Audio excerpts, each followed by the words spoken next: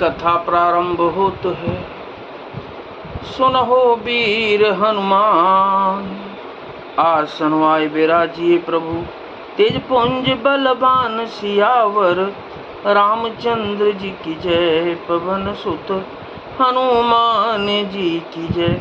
ऐसे कठोर वचन सुनकर भी जब मेरा हृदय न फटा, तो हे प्रभु मालूम होता है ये पामर प्राण आपके वियोग का भीषण दुख सहेंगे। अस कही सिया विकल भई भारी, बचन वियोग न सकी संभारी। देख दशा रघुपति जी जाना, हट राखे नहीं राखे प्राणा।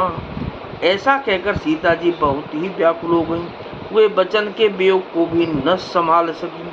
अर्थात शरीर से वियोग की बात तो अलग रही, वचन से भी वियोग की बात सुनकर वे अत्यंत विकल हो गईं। उनकी यह दशा देखकर श्री रघुनाथ जी ने अपने जी में जान लिया कि हठ पूर्वक इन्हें यहाँ रखने से ये प्राणों को न रखेंगी। कहेहु कृपाल भानुकुल नाथा, परे हरि सोचो चलऊं बन साथा। नहीं विषाद कर अवसर आजू, बेगी करहूं बन गवन समाजू। तब कृपालु सूर्यकुल के स्वामी श्री रामचंद्र जी ने कहा कि सोच छोड़कर मेरे साथ वन को चलो। आज विषाद करने का अवसर नहीं है, तुरंत वन गमन की तैयारी करो। कहे प्रिय बचन प्रिया समझाई, लगे मातु पद आशीष पाई। बेग प्रजा दुख में तब आई, और जननी निठुर विसर्जन जाई। श्री रामचंद्र जी की प्रिय वचन कहकर श्री रामचंद्र जी ने प्रिय वचन कहकर प्रियतमा सीता जी को समझाया। फिर माता के पैरों लगकर आशीर्वाद प्राप्त किया और माता ने कहा, बेटा जल्दी लौटकर प्रजा के दुख को मिटाना, और यह निठुर माता तुम्हें भूल न जाए। फिर ही दशा विधि बहुरे की मोरी, देखे हूँ नयन मनोहर जोरी। सुदिन सुघरी तात कब होई, जननी जियत बदन बेद जोई। हे विधाता, क्या मेरी दशा भी फिर पलटेगी? क्या अपने नेत्रों से मैं इस मनोहर जोड़ी को फिर देख पाऊंगी? हे पुत्र, वह सुंदर दिन और शुभ घड़ी कब होगी जब तुम्हारी जननी जीते जी तुम्हारा चांद सा मुखड़ा फिर देखेगी। बहुर बच्छ कहे लालू कहे, रघुपति रघुबर तात। कबहि बोलाए लगाए ही, हरस रखे हूँ गात सियावर।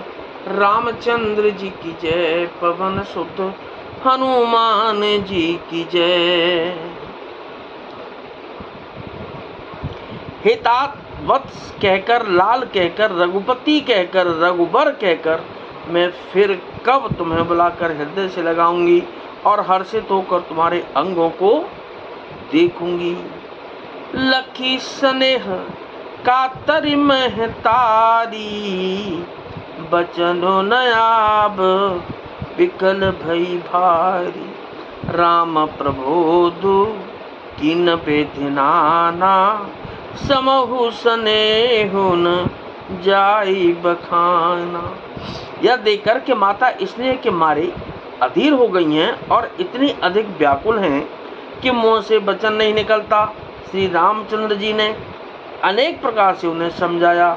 वह समय और स्नेह वर्णन नहीं किया जा सकता।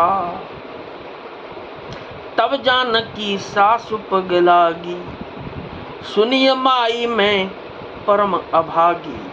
सेवा समय देहु मनु दीना, मोर मनोरथ सफल न कीना।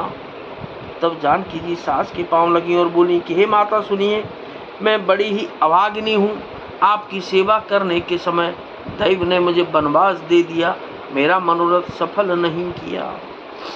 तजब छोबुजन छाड़ी हछोहू, करमो कठिन कछु दोषो न मोहू।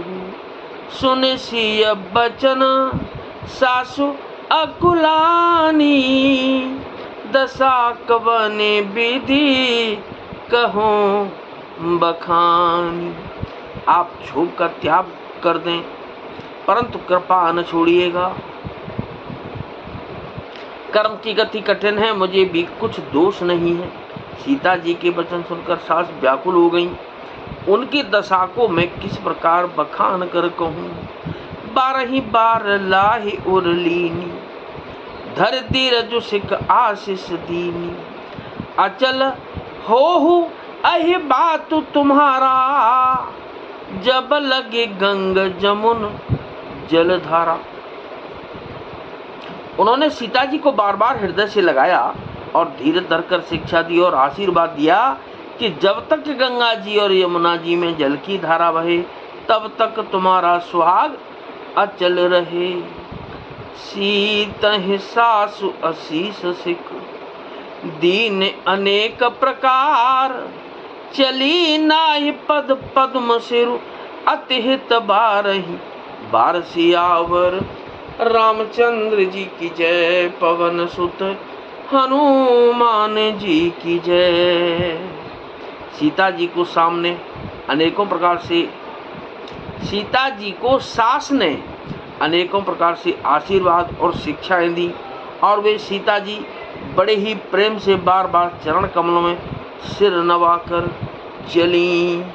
तो कथा विसर्जन होत है, विदा हो हनुमान।